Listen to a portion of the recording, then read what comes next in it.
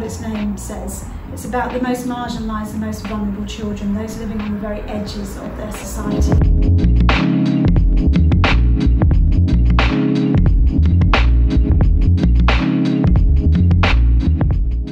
The organisation was founded 30 years ago, and we went to the very far northeast of Romania to help children who were incarcerated in terrible orphanages. It was the edge then, and we're still working on the edge now. Those Romanian orphanages were on the edge because of the terrible state of the children who were incarcerated, living inside those institutions, getting no personal care, no personal attention, just literally lying in excrement. But it wasn't the edge just because of the need. A lot of agencies went into Romania to help, but we went to a very remote part of the country, quite a long way away from the capital, quite difficult to get to, into a very remote rural village. No one else was helping there, so for us, that is often what the edge looks like.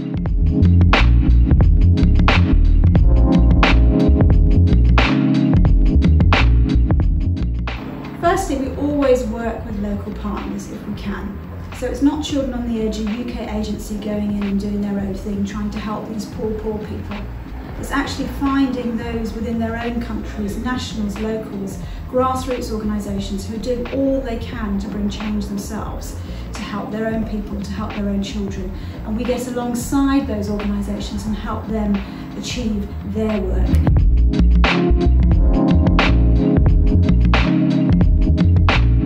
I think it would be arrogant of us to think that we had the answers for another community, for another country, far away from our culture.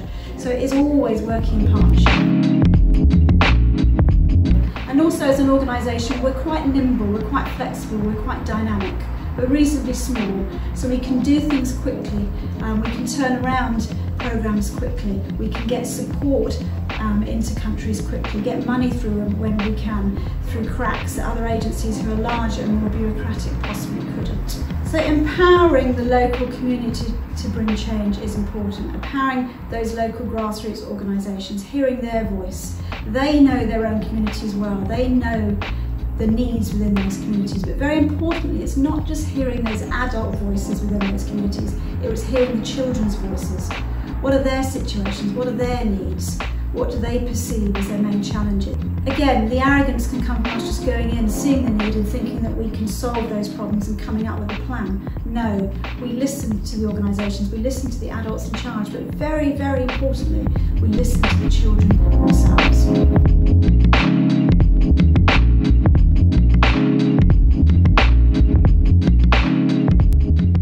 A good story that highlights how we find the edge is the situation in Bangladesh with the Rohingya people from Myanmar. You may have seen in the media in 2017 thousands and thousands and thousands of Rohingya fled their homeland, Myanmar, for the safety or relative safety of Bangladesh. But we were there 8 years before the cameras arrived in situ.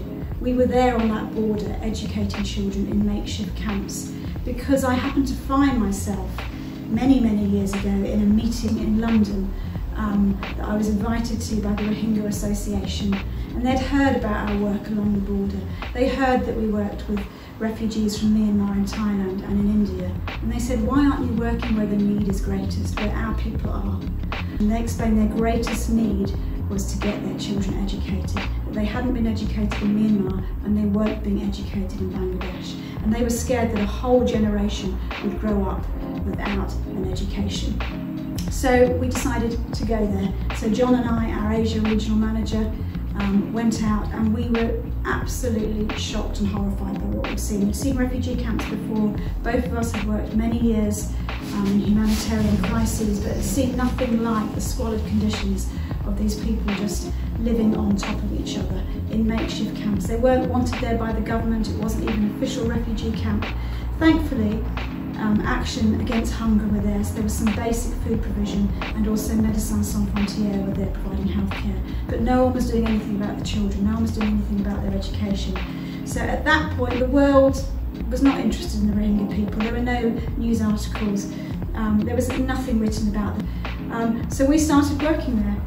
It's a very long story as to how we got involved and how we found the right agencies, but as is always true Children on the Edge style, we didn't go and start education programs ourselves. We identified local Rohingya organisations and also Bangladeshi small grassroots organisations, NGOs that could help us implement an education programme for those people. And we asked them what they wanted, we asked them what type of education, we talked to the children, we talked to the communities. But that's a great example of the Edge, because no one was working there, no one knew about that situation.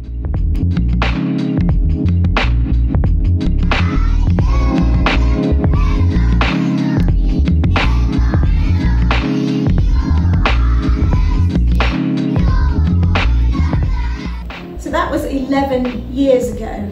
In 2017, sadly, many more thousands of Rohingya fled Myanmar for Bangladesh. And so the world's attention was drawn to that situation. But when those people crossed, we had already been there for 8 years. So Children on the Edge often seeks out these situations, these persecuted peoples, these marginalised peoples, these overlooked situations in the world long before the camera gets there, long before many other organisations get there.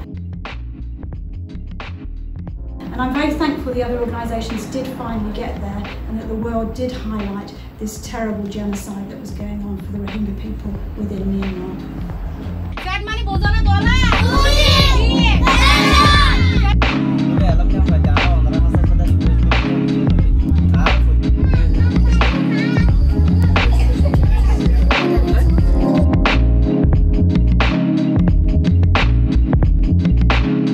The Edge 30 years ago, when this organisation, Children on the Edge, was founded, was children incarcerated in orphanages in Eastern Europe, particularly in Romania. 30 years on, Children on the Edge is still working on the Edge, and it isn't always in the places where you would expect. One of the edges we're working on today is in India, helping the children of the Dalit caste. Unfortunately, despite it being legislated against in law, the caste system is still very much alive in India. And we work in the state of Bihar, helping Dalit children get an education. And the Dalit caste used to be known as the untouchables. The meaning of Dalit is actually oppressed, the forgotten ones, the ones that are crushed down.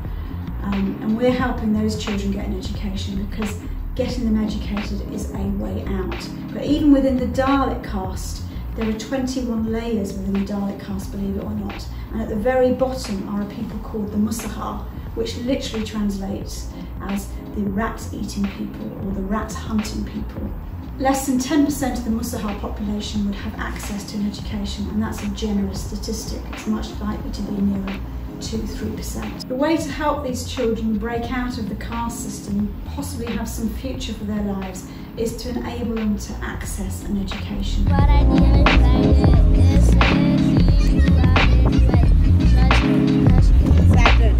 But those centres are actually called education change centres, because it's more than just educating the children, it's helping them realise their rights, understand their rights, and also their parents realise their rights, realise that they're worth something, realise that the laws that apply in India to all the other citizens also apply to them, because they believe they're broken, they believe they're no good, they believe they're of no value, they've believed that lie within society. So it's more than just educating the children, it's educating the communities, the parents, about what their rights are, what their entitlements are under Indian law, and making sure that they have a voice, that they are heard, and not just that the adults are heard, but the children are heard too.